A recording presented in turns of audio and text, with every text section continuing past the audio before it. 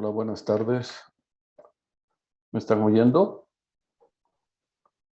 Sí, Buenas doctor. tardes, doctor. Sí, lo escucho. Perfecto, gracias. Bueno, vamos a empezar ahora con cáncer de riñón, que es el último tema que yo doy de cánceres. Mañana el doctor Lara les va a dar cáncer de pene. Con eso terminamos la parte de oncología urológica. A ver.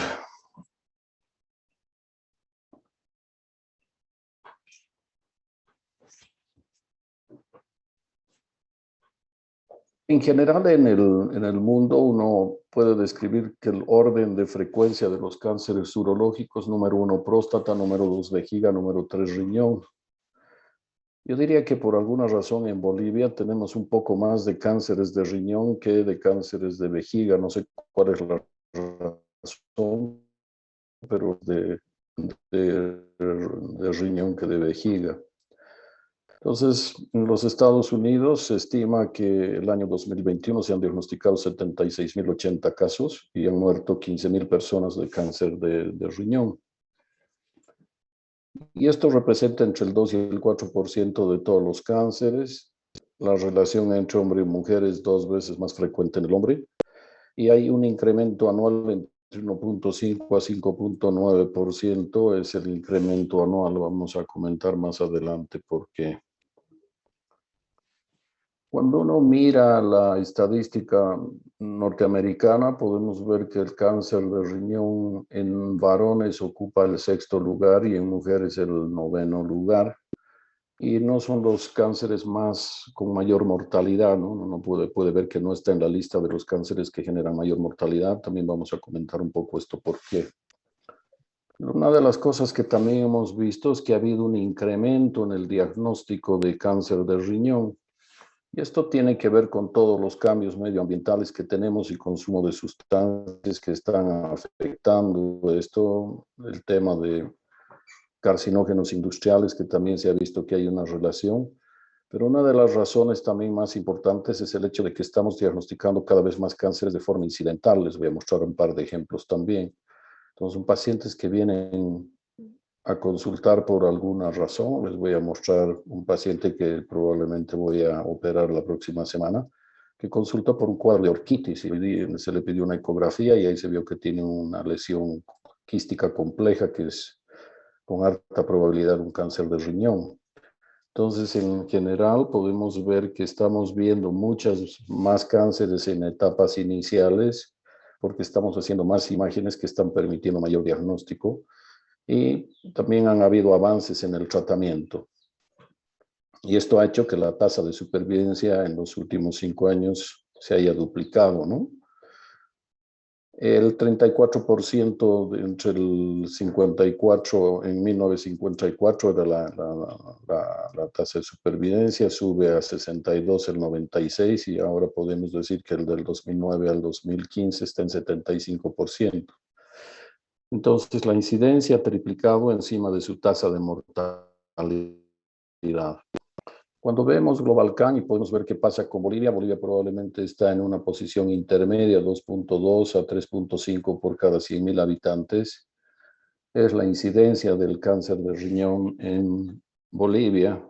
Y cuando miramos la mortalidad, también una posición intermedia entre 1.1 y 1.6 por 100.000 habitantes. El momento de hacer el diagnóstico de cáncer de riñón, podemos ver que el 65% de los pacientes van a tener ya enfermedad localizada. Un 16% de estos pacientes van a tener ya compromiso de ganglios regionales y el 16% van a tener enfermedad metastásica. Hay un porcentaje de pacientes que pueden tener enfermedad renal bilateral. Y en esto podemos mirar que hay algunas enfermedades genéticas como el funky pelindó que produce una variedad, o sea, una característica que tiene es que produce múltiples tumores renales. En Bolivia se ve muy poco esto.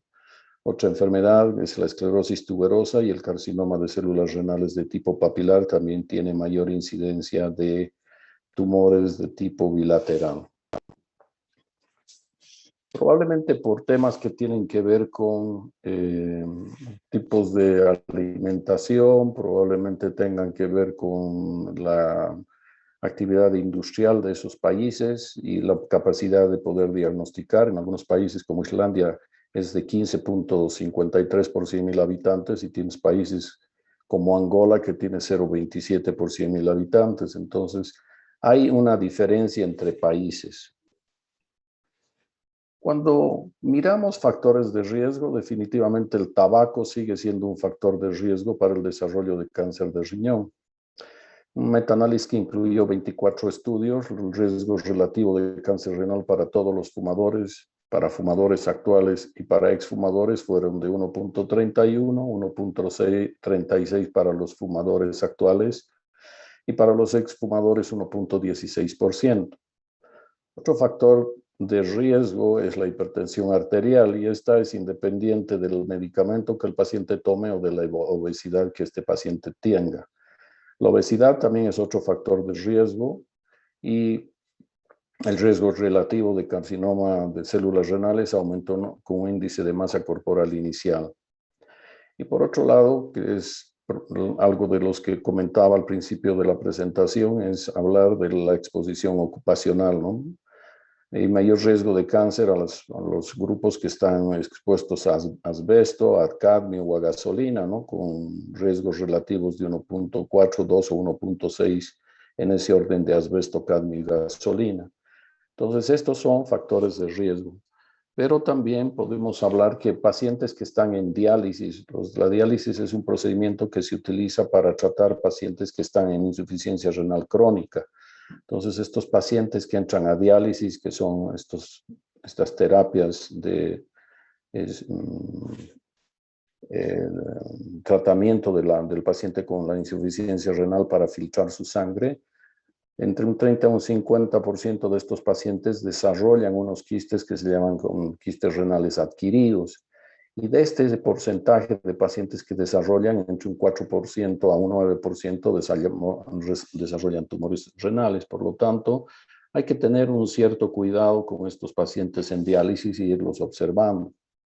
También hemos hablado de las formas hereditarias y entre ellas fundamentalmente está el von Hippel-Lindau.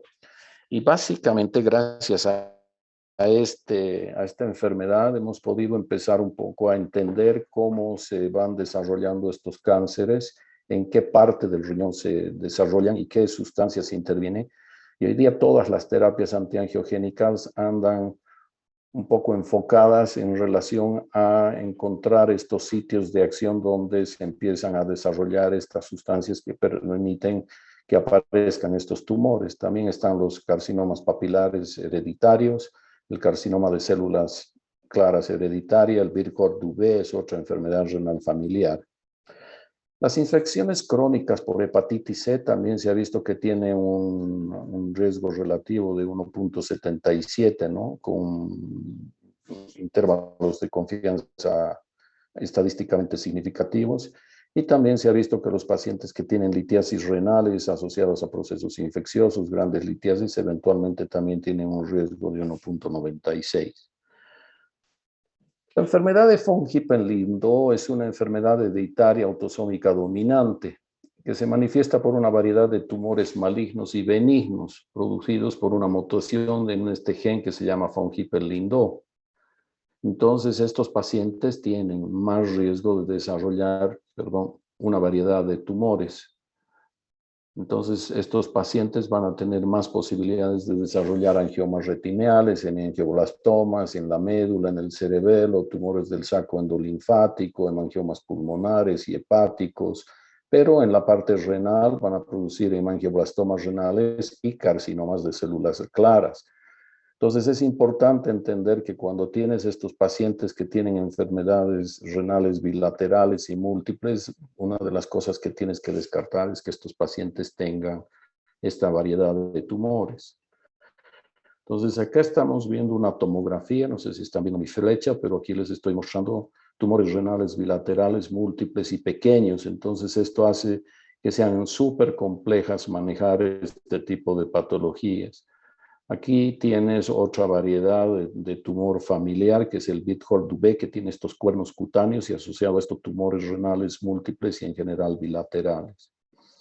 Entonces, desde el punto de vista de clasificaciones histológicas, la gran mayoría de estos tumores se llaman tumores de células claras. Otros son los tumores papilares, o que también se llaman cromofílicos, que representan un 10 a un 15%, los cromófobos entre un 5 y 10%, y el oncocítico entre 3 y 7%, y el tumor es de conducto colectores o conductos de Bellini, que son extraordinariamente raros. Entonces, lo que podemos y lo que hoy día sabemos que estos tumores se originan en distintas partes del glomérulo, ¿no? En el túbulo contorneado proximal van a aparecer en general los tumores de células claras y los tumores papilares. En cambio, en los túbulos colectores van a aparecer los cromófobos, el oncocitoma renal y los carcinomas de células colectoras. Cuando miramos esta imagen podemos ver lo que hemos descrito en una par de diapositivas anteriores, donde la gran mayoría son tumores de células claras. También tenemos los tumores papilares, los cromófagos y los que están en otra clasificación. El resto de los tumores podemos mirar, pero la gran mayoría, como podemos ver en esta gráfica, en esta diapositiva, son tumores de células claras con una gran cantidad de citoplasma y acá vemos estas lesiones papilares en segundo lugar. Ahora, los tumores de riñón, desde el punto de vista de diferenciación, también hablábamos de el Gleason en cáncer de próstata y en cáncer de riñón hablamos de Fuhrman. Y Fuhrman habla del grado de diferenciación y básicamente tiene 4 grados de diferenciación. Cuando tienes Fuhrman 1 son tumores mejor diferenciados y por lo tanto de mejor pronóstico. Y cuando tienes estos Fuhrmanes grado 4 son pacientes que tienen enfermedad que es mucho más agresiva y de peor pronóstico. Entonces, esto es algo que cuando tú extraes una pieza operatoria y la mandas al patólogo, el patólogo te tiene que informar porque básicamente esto va un poquito a predecir cómo va a evolucionar este paciente en el tiempo. ¿Cuál es el cuadro clínico del cáncer de riñón? Por lo que les he comentado hace un momento, es importante entender que la mayoría de estos pacientes aparecen asintomáticos. Una gran cantidad de pacientes están asintomáticos, 42% de los pacientes están asintomáticos y con enorme frecuencia son pacientes que hemos encontrado estos tumores de forma incidental. Un 41% de los pacientes pueden presentar dolor, otros pacientes 38% tienen hematuria, disminución de peso 36%, masa y hipertensión arterial 24 y 22%. Algunos pacientes presentan fiebre, la triada es la presencia de hematuria, dolor y masa palpable, solo presentan el 9%. Este paciente que les voy a mostrar más adelante su tomografía es un paciente que ha consultado por un cuadro de dolor en el nivel del testículo y fiebre y se diagnosticó como una orquitis, pero esta se ha tratado y ayer el paciente, anteayer en la noche presenta fiebre de 38, ayer le hicimos unos exámenes de sangre y tenía 22,000 glóbulos blancos. Entonces a este paciente hoy día le hemos repetido sus exámenes y sin mediar ningún tipo de antibiótico, el paciente su hemograma ha bajado a 10,000. Entonces tenemos que descartar que no hay un proceso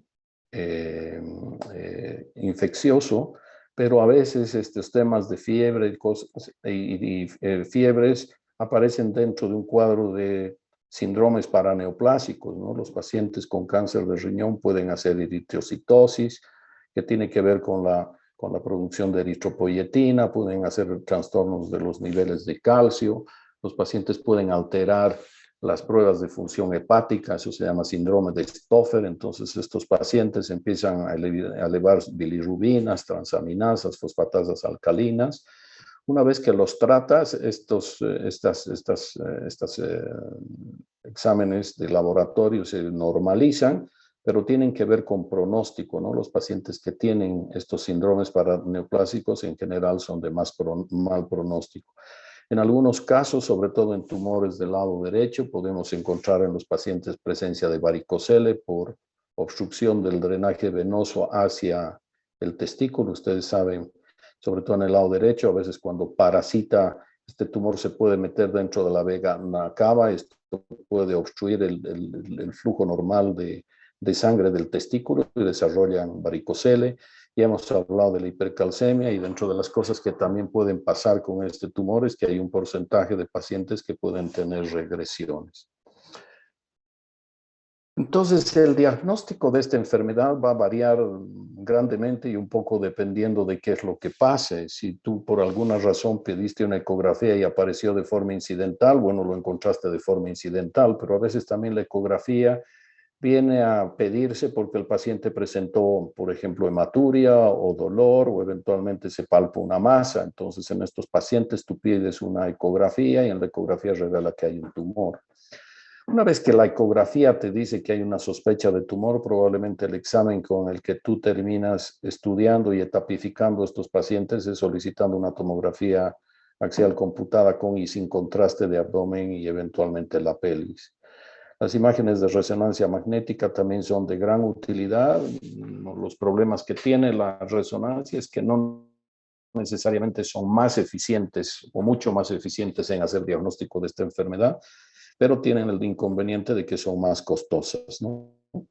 La arteriografía renal hoy día con los tomógrafos que se tienen ya básicamente es excepcional hacer estos exámenes, pero algunas veces se puede pedir estos exámenes y hoy día hay una variedad de examen que se llama angiotomografía, que les voy a mostrar un par de tomografías en las que ustedes van a poder ver con absoluta claridad toda la vascularidad que tienen estos tumores y eventualmente esto te ayuda a enfocar el tratamiento que, como vamos a ver más adelante, también es el pilar del tratamiento es la cirugía.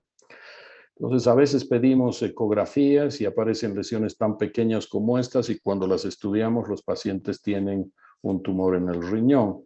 Y algunas otras veces un tumor un poquito más grande, pero la ecografía hoy día nos está permitiendo hacer diagnóstico de una gran cantidad de masas. A veces las masas pueden ser un poquito más grandes o a veces masas muchísimo más grandes en relación, en este caso, al polo superior del riñón derecho. Otro tema que tenemos que conversar, que hay lesiones en los riñones de tipo quístico, como la que estamos viendo acá en el lado derecho, la que estoy mostrando con la flecha. En general son redondeados, demarcados, con paredes lisas y sin ecos en su interior, ¿no? Entonces, estas lesiones en general son lesiones quísticas. Nosotros las clasificamos como una cosa que se llama Bosniak 1 y estas lesiones son benignas y la posibilidad de que se transformen en malignas son prácticamente nulas. Pero estas lesiones que tienen septos en el interior y que cuando damos material de contraste realzan, se van clasificando en esta clasificación que se llama de Bosniak. Entonces, cuando tú tienes lesiones Bosniak 1 o 2, en general la posibilidad de que estos pacientes desarrollen cáncer son prácticamente cero y hay que simplemente observarlas y no tratarlas. Hay otras que tienen lesiones tabicadas pequeñas, con tabiques delgados o ligeramente sin reforzamiento, o eventualmente pueden tener pequeñas calcificaciones. Entonces, estos pacientes los clasificamos como un estadio 2F, y estos pacientes un 5% desarrollan cáncer y deben vigilarse. Estos pacientes hay que observar. Pero cuando tienes lesiones Bosniak 3 o Bosniak 4, la posibilidad de que tengan cáncer es alrededor del 50 al 100% y todos estos pacientes deben tener un tratamiento quirúrgico. Entonces aquí básicamente estamos hablando de lo mismo.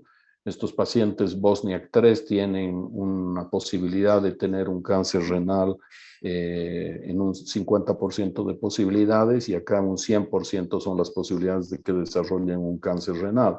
Entonces miren estas lesiones tabicadas. Quiero que memoricen visualmente esta imagen porque les voy a mostrar una tomografía, ¿no? Entonces aquí básicamente es ampliando la imagen que les he mostrado. Acuérdense un poco de esta y esta lesión y se van a dar cuenta que el paciente que les voy a mostrar tiene un Bosniak 3-4, entonces un paciente que tiene hartas posibilidades de tener una lesión tumoral maligna. Entonces este es el paciente que les he comentado. Entonces acá están pudiendo ver la lesión. Esta es una tomografía simple. Al margen de eso, este paciente tiene un pequeño cálculo y otro cálculo grande en el riñón izquierdo. Es una pena que tenga esto porque eventualmente vamos a terminar operando y sacando este riñón y después vamos a tener que tratar este cálculo grande que tiene en el riñón del lado izquierdo. Y quiero que se fijen también en la calidad de la tomografía que estoy mostrándoles ahora. Entonces uno puede mirar con absoluta claridad que se tratan de lesiones quísticas, pero que tienen captación de contraste en estas partes, en esta parte cercana al riñón.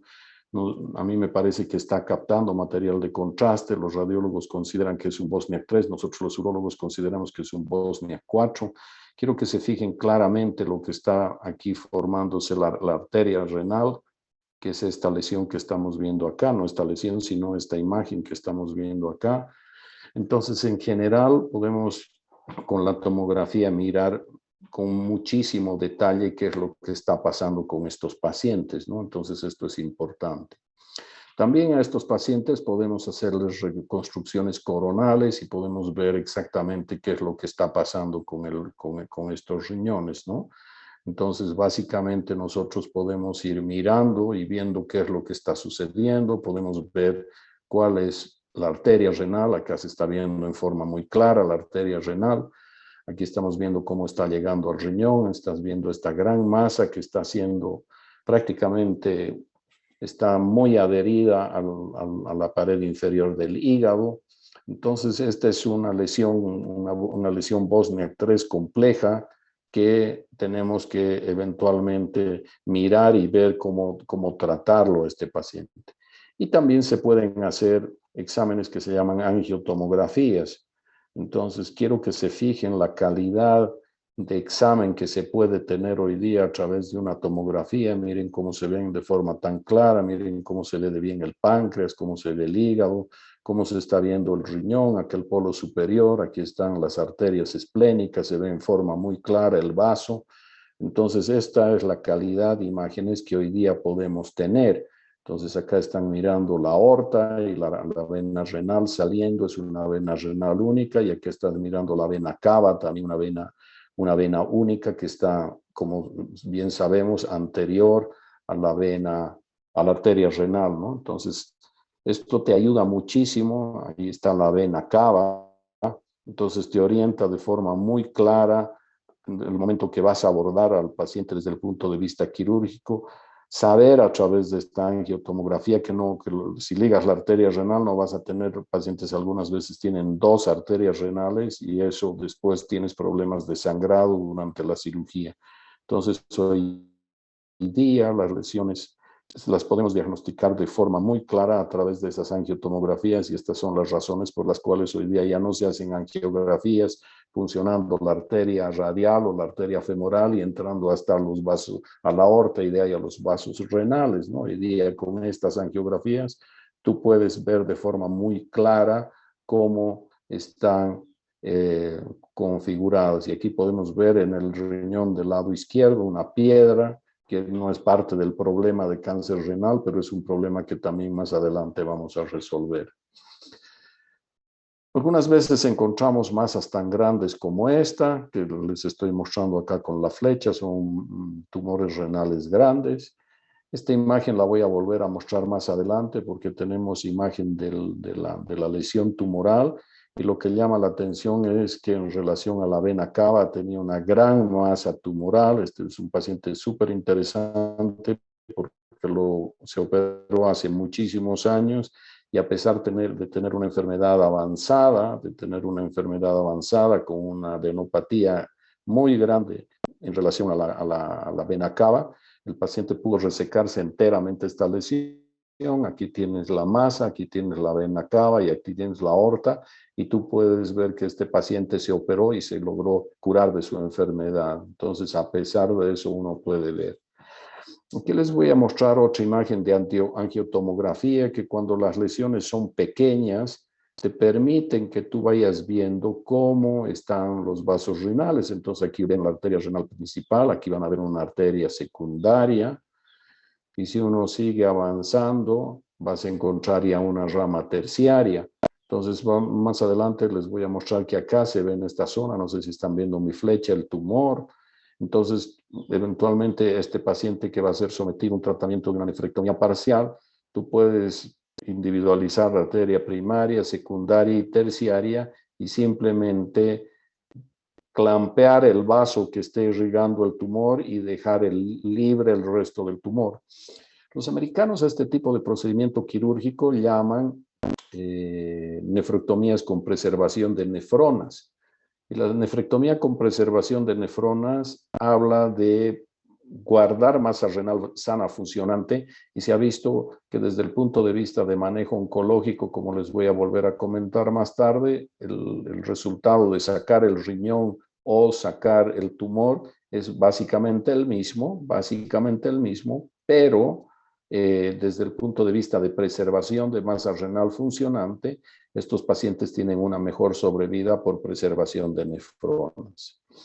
Entonces, la tomografía es el examen de elección para poder evaluar y etapificar estos pacientes. Entonces, te permite individualizar en forma con alta sensibilidad la invasión a la vena renal, con 78% de sensibilidad y 96% de especificidad. Presencia de nanopatías, 83% con 88% de especificidad. La detección de la grasa perirrenal no es tan alta, 46%, pero cuando se le individualiza tienes 98% de especificidad.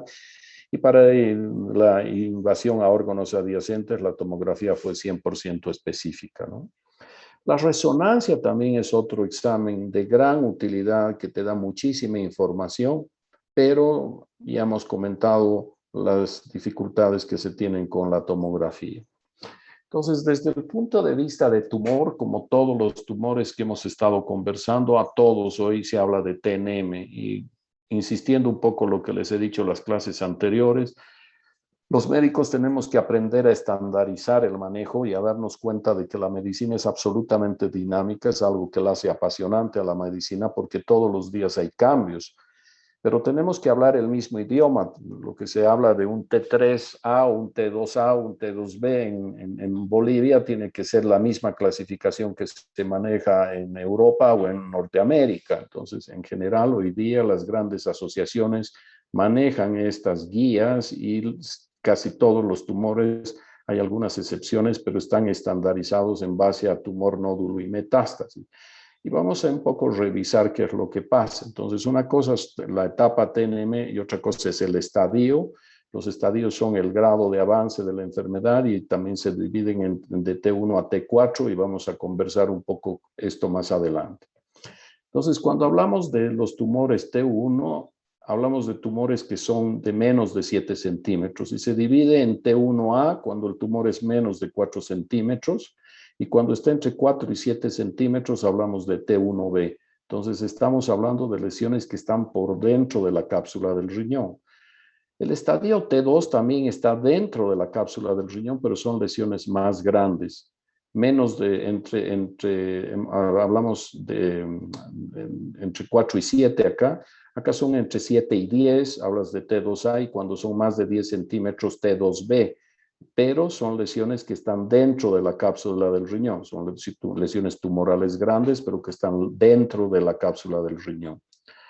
En la etapa T3 pasan algunas cosas. El tumor puede salir e irse hacia el tejido perirrenal, hablas de T3A, o también hay un compromiso de estos tumores, puede estar comprometida la parte de la vena renal. Cuando el tumor llega hasta la vena cava, por debajo de hablas de T3B, y cuando pasa por encima del diafragma, tú hablas de una etapa T3B. Y cuando el tumor ha pasado la fascia de Gerota, hablas de un estadio T4, un T4, y cuando la glándula suprarrenal también está comprometida, se habla de T4. Entonces, un poco reforzando lo que hemos dicho que las lesiones T1 son lesiones de menos de 7 centímetros. Cuando es menos de 4, hablas de T1A, y estos pacientes son los que tienen prácticamente una indicación absoluta de hacer esta cirugía con preservación de nefronas o nefrectomías parciales. Y cuando son lesiones entre 4 y 7 centímetros que están dentro de la cápsula, hablas del T1B. Las lesiones T2 hemos dicho que son más de 7 centímetros y cuando están entre 7 y 10 es en T2A y cuando son más de 10 centímetros T2B, pero están englobadas dentro de la cápsula del riñón. Cuando las lesiones comprometen más allá de la cápsula y ya comprometen la grasa perirrenal, estos pacientes se consideran T3A y también se considera T3A cuando la vena renal está parasitada por tumor sin comprometer la cava. Cuando llega y se mete dentro de la cava por debajo del diafragma es T3B y cuando sobrepasa el diafragma, que puede llegar incluso hasta la aurícula derecha, es T3C. Entonces, esto es importante el momento de evaluar a los pacientes. Los estadios T4, hemos dicho que cuando sobrepasa la fascia de Gerota es un compromiso T4 y el compromiso de la glándula suprarrenal también se considera T4. Y en esta parte de la dinámica de cómo van avanzando, antes esta lesión era considerada T3 y hoy día por la agresividad y el pronóstico sabemos que los pacientes que tienen compromiso de la glándula suprarrenal hoy son lesiones en estadio T4. Después esta enfermedad se disemina hacia los ganglios en general del ilio renal y se van hacia los espacios preaórticos, dependiendo si es o látero aórtico si es izquierdo o precavo látero cavo si es del lado derecho. Y a distancia la enfermedad se va a pulmón, hígado, huesos, cerebro, o sea, es un poco los sitios de diseminación que tiene el cáncer de riñón. Entonces, para etapificar, definitivamente el pilar del diagnóstico es la tomografía. Se puede pedir también una radiografía de tórax en estos pacientes y si eventualmente hay alguna duda o sospecha, se pedirá una tomografía. Y hoy día con estas angiotomografías que tenemos, hacer ecografías es excepcional. Si tú sospechas que tiene el paciente un trombo intratumoral dentro de la aurícula derecha, eventualmente puedes hacer una ecocardio y si tú eventualmente tu paciente, les voy a mostrar un ejemplo, un paciente que consultó y tenía convulsiones, se le pidió una tomografía de cráneo y encuentras que tiene metástasis. Entonces, como les comenté, la enfermedad se disemina a distancia a pulmón, a hueso, a hígado, a cerebro, también se puede ir a la glándula suprarrenal, como hemos comentado en los estadios T4. Entonces, a veces pides una radiografía de tórax y encuentras estas imágenes nodulares que se llaman en bala de cañón, pides una tomografía y se confirma. En este caso, estamos teniendo este paciente al que le hemos pedido una tomografía de cráneo porque convulsionó y podemos identificar esta lesión metastásica con este edema perilesional que hay alrededor de esta lesión metastásica en el cerebro. Entonces, la tomografía, como hemos hablado, hoy día yo considero que es una aventura quirúrgica entrar a hacer una cirugía de estos pacientes sin tener una tomografía y sobre todo sin tener una angiotomografía. Yo creo que hoy día tenemos que entender que tenemos que minimizar los riesgos. La cirugía renal es, para mí, una de las cirugías que tiene que tener mayor cuidado porque los pacientes, si tú te accidentas, pueden tener grandes lesiones de estructuras vitales como la vena cava, las venas renales o la arteria aorta, o tienes estructuras que están alrededor como el páncreas, el vaso, el colon, el duodeno, entonces, o la misma vía biliar hacia arriba. Entonces, en general, la cirugía del riñón es una cirugía altamente compleja y es súper importante que tú, en el momento que entres a operar, tengas imágenes que te permitan. Entonces, esta es esta lesión tumoral que les comenté con esta gran masa detrás de la vena cava que cuando se operó se pudo retirar. Entonces, ¿cómo evaluar? El paciente puede haber consultado por hematuria o por dolor o por una masa o en forma incidental. Se puede hacer una tomografía y determinar si el paciente tiene o no tiene metástasis. Si no tiene metástasis, hay que definir si es una lesión de menos de 4 centímetros. Si es de menos de 4 centímetros, estos pacientes, el tratamiento de elección es hacer una nefrectomía parcial. Si la lesión es más de 4 centímetros, hay que ver si el paciente es candidato para cirugía y un poco en función si es candidato hay que elegir el procedimiento. Entonces hay que mirar, se va a hacer una nefrectomía parcial y la haríamos en caso de que el paciente tenga un solo riñón y tenga una lesión de 6-7 centímetros, pero que la podemos sacar, o múltiples pequeñas lesiones, entonces ahí se pueden hacer procedimientos parciales. Y si eventualmente tú tienes un paciente que tiene el riñón contralateral normal, el tratamiento de elección es una nefrectomía radical. Y hoy día voy a hablar también algo sobre lo que es la terapia sistémica como un manejo paliativo en este grupo de pacientes. Entonces, las nefrectomías parciales son abordajes que hacemos en los pacientes, aislamos la arteria renal, la clampeamos, hacemos una resección, si eventualmente se ha abierto el sistema colector, reparamos este sistema colector y cerramos. ¿Qué se ha visto con estos pacientes? Que la sobrevida a 5 años y a 10 años es comparable entre los pacientes que les hemos hecho simplemente nefrectomías parciales o nefrectomías radicales. El comportamiento de la enfermedad es básicamente el mismo, o sea, la cantidad de recurrencia en que tienen en una u otra condición es la misma.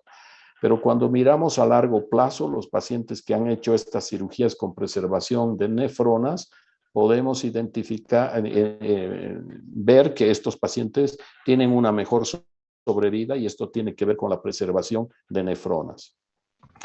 Este es un paciente que vino a hacer una consulta para un control de su próstata, un paciente que vino de forma absolutamente preventiva a hacer su consulta, se le pidió una ecografía y en la ecografía se vio que tenía una lesión tumoral y lo que vimos es que tenía esta lesión en la tomografía. El paciente fue operado, a veces se hacen nefrectomías parciales o cuando son lesiones tan chicas se pueden hacer tumorectomías como la que hicimos en este caso. Y lo que podemos entender es que cuando las lesiones son pequeñas de menos de 1 centímetro, la mitad aproximadamente son benignas. Pero si la lesión ya tiene 2 o 3 centímetros, el 22% son benignos y el 78% son malignas. Pero si son lesiones ya más grandes, entre 4 y 5 centímetros, solo un 10% de estas lesiones son benignas y el resto de los pacientes, casi el 90%, son malignas. Entonces, cuando miramos el informe de patología de este paciente que tenía esta lesión tan pequeña, lo que nos dice el patólogo es que es una lesión de 2.5. Si uno mira esto, este paciente tenía 22% de posibilidades de ser benigna. Él resultó tener una variante papilar con bajo grado nuclear, pero tenía infiltración capsular flocal y extensión al tejido adiposo perirrenal. Nosotros no solamente sacamos el tumor, sino que sacamos toda la grasa perirrenal. Y esta grasa perirrenal estaba infiltrada por tumor, a pesar de ser una lesión tan pequeña y aparentemente bien diferenciada. Entonces, este paciente pasó de ser una lesión T1A a ser una lesión T3 por el compromiso de la grasa perirrenal. Entonces, este paciente ya tiene varios años de diagnóstico, desde el 2011, o sea, tiene 11 años de tratamiento y está hasta el día de hoy curado, lo hemos controlado hace unos meses. Entonces, la cirugía con preservación de nefronas es lo que debemos hacer.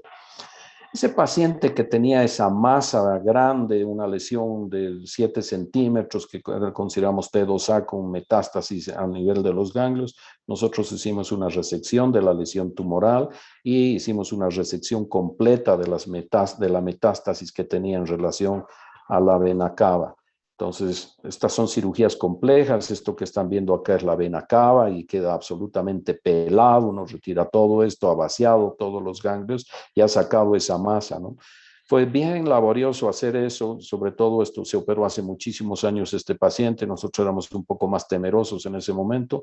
Hoy día, eventualmente esto ya no vemos con tanta preocupación, pero en su momento fue un procedimiento bien complejo de hacer, pero el resultado oncológico fue bueno, el paciente sigue vivo, hace unos meses lo he operado de su próstata, este paciente es un colega, el paciente está con sobrevida de más de 20 años, ¿no? Entonces aquí están viendo la lesión tumoral con estas adenopatías que están en relación a la aorta y la cava. Entonces, estas imágenes no son para ver los distintos aspectos. Aquí una lesión con harto componente quístico, pero es una lesión tumoral.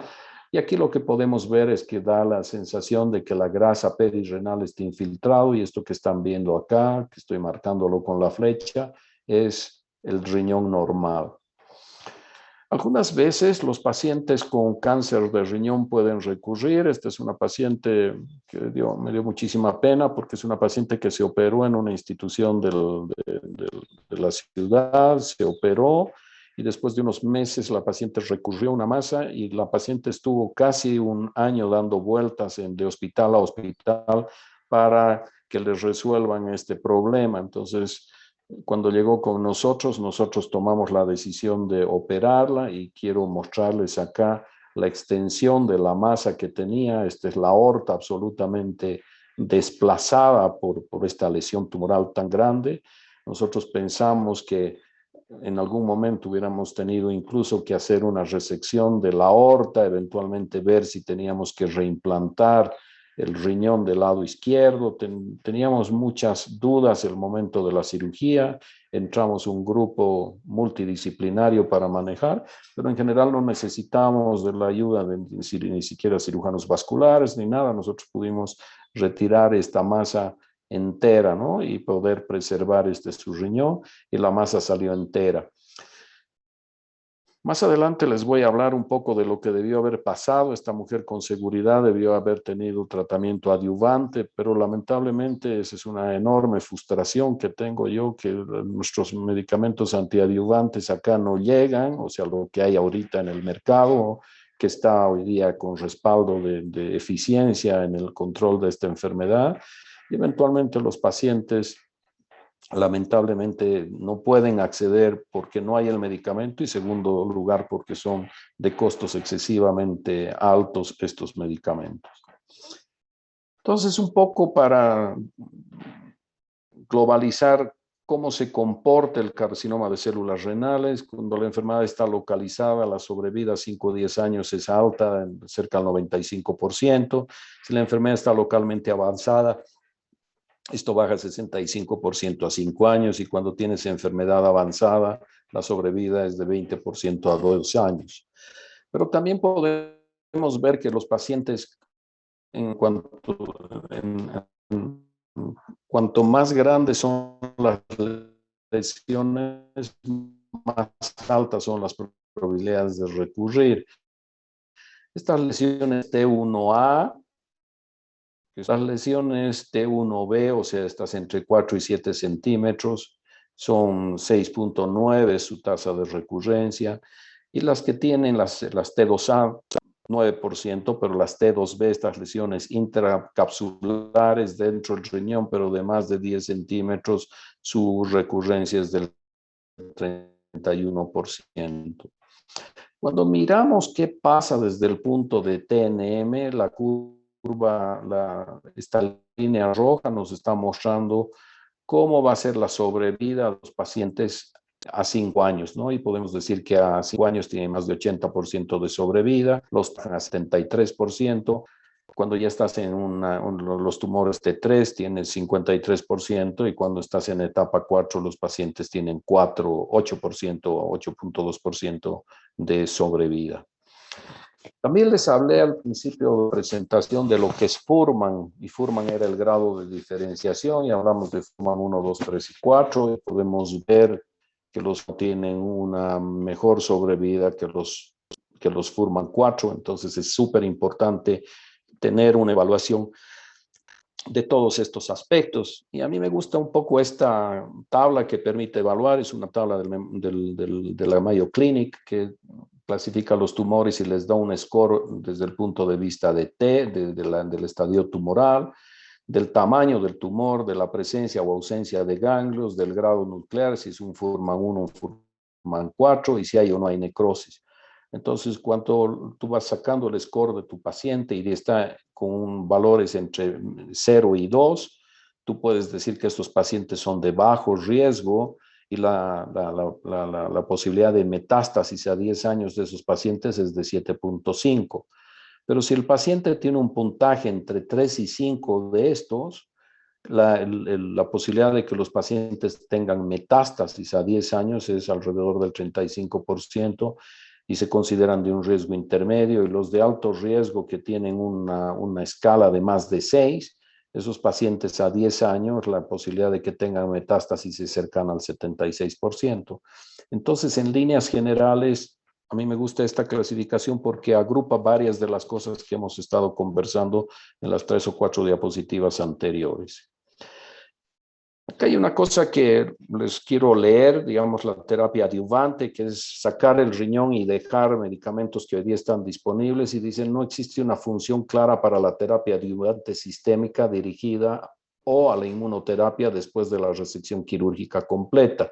Y no se sugiere terapia adyuvante y porque no confiere un beneficio claro de supervivencia general y se aumenta la toxicidad. Entonces, esto es lo que les dije el año pasado, y hace un momento estaba revisando antes de dar la clase, y cuando entré a revisar este tema, te dice que hay de nuevo, y esta es una cosa que ha sido publicada ahora el 9 de marzo del 2022, y se te estaba mostrando que esta nueva droga, que es el pembrolizumab, en un ensayo aleatorizado de más de 1,000 pacientes con carcinoma renal tratados con nefrectomía, si les dejas pembrolizumab por un año como terapia adyuvante, mejora la sobrevida libre de enfermedad en comparación con el placebo. Y a 2 años es 77 versus 68% y fue bien tolerado. Y esta es la razón por la que hoy la FDA ha aprobado el pembrolizumab como terapia adyuvante, y se sugiere dejar pembrolizumab adyuvante en aquellos pacientes con carcinoma de células renales resecados que tienen un riesgo estimado de recurrencia de 5 años del 30%. Entonces, estos riesgos de recurrencia los medimos un poco en base a estas tablas, ¿no?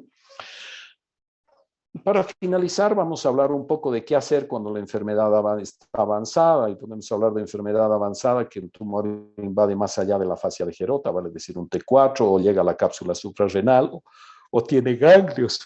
Y cualquiera de estos hallazgos constituye el carcinoma renal en etapa 4, ¿no? Entonces, estos pacientes son pacientes de mal pronóstico. Entonces, hoy día, un momento que uno valora a estos pacientes tiene que ver cómo está el paciente. Y hay una cosa que se llama ECOG, y el ECOG es la escala de desempeño, y ver este paciente 0 es un completo activo, no hay restricción de rendimiento, y el 4 es un paciente completamente discapacitado que no puede realizar ningún autocuidado y está confinado a una cama o una silla. Entonces, no podemos estar haciendo tratamientos demasiado complejos en pacientes que tienen un ECOG 4.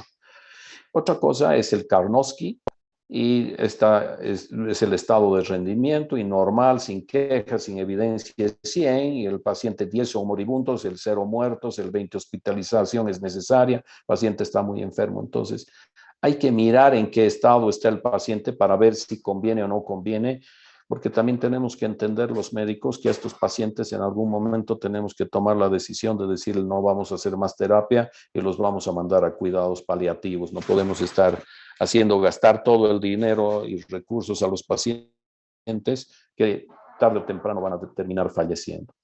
Entonces, en este grupo de pacientes uno hace determinación de grupos de riesgo midiendo Karnofsky. Si ve si la enfermedad es de menos de un año de postdiagnóstico, si está disminuida la hemoglobina o elevado el calcio, los neutrófilos a las plaquetas, y si no hay ninguno de estos riesgos, hay que evaluar la carga tumoral, ¿no? Y si la enfermedad está limitada, hay que ver si el pronóstico de estos pacientes es de un riesgo favorable, y a estos pacientes los observamos, que es la terapia preferida, o eventualmente se hace terapia antiangiogénica, un poco consensuando con el paciente. Y si el paciente tiene más de un factor de riesgo, entonces ahí lo clasificamos como riesgos intermedios o alto riesgo, y hay una gran cantidad de drogas que voy a hacer algunos comentarios en las siguientes diapositivas. Entonces, en general, cuando partimos con este tema de la enfermedad diseminada y encontrábamos pacientes en etapa 4, hace unos años les decíamos a la familia no hay nada que hacer, okay. Simplemente los pacientes mandábamos a cuidados paliativos, posteriormente aparecen interferones, interleuquinas, y posteriormente, y lo que hemos ido viendo en el tiempo es que el interferón todavía tiene algún espacio, la interleuquina hoy día ningún espacio, pero partió un manejo con inmunoterapia en estos pacientes que tuvo algún resultado que era mejor que cuando no les hacíamos nada a los pacientes. De ahí aparecen los nuevos antiangiogénicos y hay varios grupos, los inhibidores de la tirosinquinasa, el sorafenib, sunitinib, que actúan sobre una serie de quinasas implicadas en la proliferación celular y la angiogénesis, ¿no? Después los inhibidores del emetor, el temsirulimus y el everolimus, y actúan sobre esta proteína con actividad quinasa, implicados en procesos de regulación, crecimiento y supervivencia de la célula tumoral. Entonces bloqueabas estos con estos antiangiogénicos, estos inhibidores de la rapamicina, y eventualmente los pacientes tenían respuestas. Y después hay anticuerpos monoclonales como los vascular endothelial growth factors, como el bevacizumab, que eventualmente se han estado utilizando. Entonces, los primeros intentos han empezado a aparecer desde hace muchísimos años, el 60 interferones, y a partir del 2000, y como les comentaba hace un momento por el tema del FONGIP, el LINDO, empezó a poderse generar líneas de investigación y ahí han empezado a aparecer una cantidad de estos medicamentos. Esta lista está actualizada hasta el 2018 y ahorita el pembrolizumab, que no está en esta lista, probablemente es hoy día la molécula que más aceptación tiene en el momento. Entonces, la supervivencia a largo plazo con pembrolizumab más axitinib en el carcinoma renal de células claras metastásico. Este es un trabajo que se publicó en el Lancet el año 2020. Es una opción de tratamiento aceptada para pacientes con cánceres renales metastásicos. No se han establecido previamente resultados de supervivencia duraderas en un seguimiento extendido en este trabajo Keynote 426, 900 pacientes de células sin tratamiento previo en comparación con el sunitinib. Y lo que se vio es que el pembrolizumab mejoró la supervivencia general a los 24 meses, 74 versus 65%, y demostró una mayor tasa de respuesta objetiva, 60 versus 40%, y completas 9 versus 3, y fue bien tolerado. Entonces, esto que les estoy mostrando ahora y lo que les mostraba hace un momento con esa diapositiva que les mostraba de información que obtuve hoy, son cosas que tenemos que entender que pasan permanentemente en la medicina, y esto es lo que creo que hace apasionante la medicina, y tenemos que entender que no podemos estar pues leyendo diapositivas de clase, hay que estar leyendo lo que dicen las guías, porque son las guías las que nos están dando el conocimiento actualizado, ¿no? Las grandes sociedades actualizan sus guías cada par de años, y tenemos que estar atentos a los nuevos cambios porque son personas que solamente se dedican a estos tipos de tumores y generan conocimiento y evidencia de qué es lo que está pasando en el mundo. No sé si tienen alguna pregunta.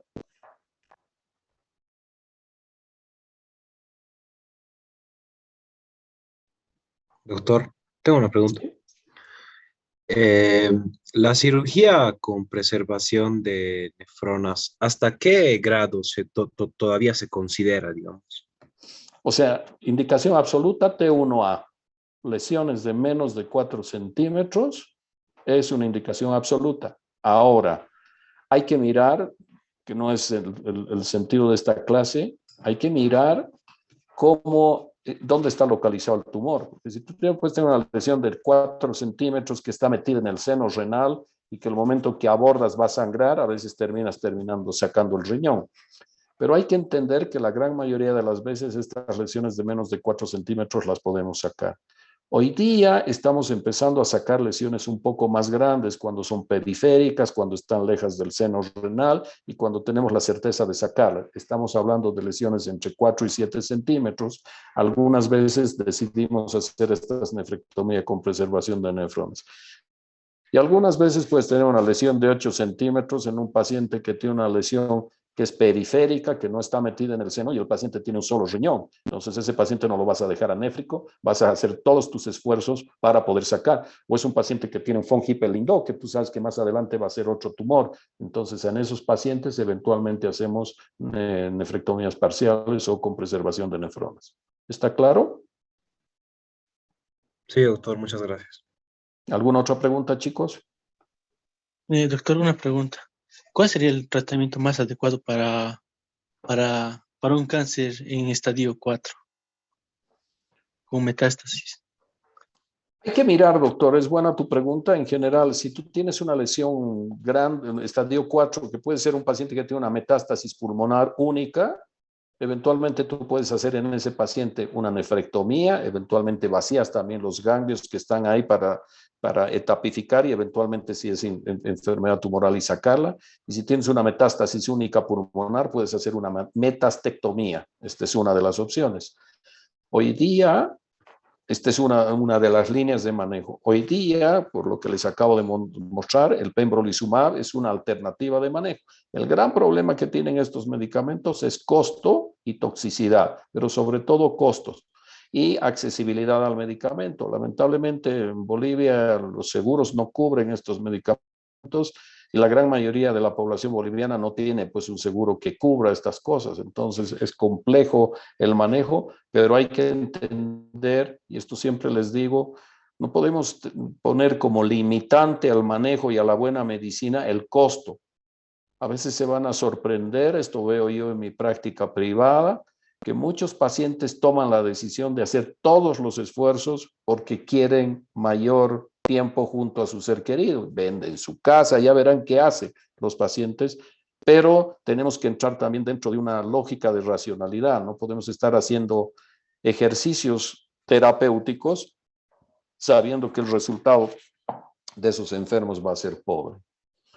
Entonces, básicamente eso es lo que se puede. Y a veces, doctor, entender que pacientes metástasis múltiples, metástasis óseas, esos pacientes tienen que ir a cuidados paliativos. Y esto es dar en la medida que se pueda calidad de vida, ver si no están sangrando, no hacer nada, si hay dolor, analgesia, y vas subiendo en analgesia hasta que eventualmente terminas utilizando opioides y vas acompañando al paciente tratando de darle la mejor calidad de vida, el tiempo que le queda, entendiendo que esos pacientes van a tener una sobrevida bien pobre. ¿Alguna otra pregunta?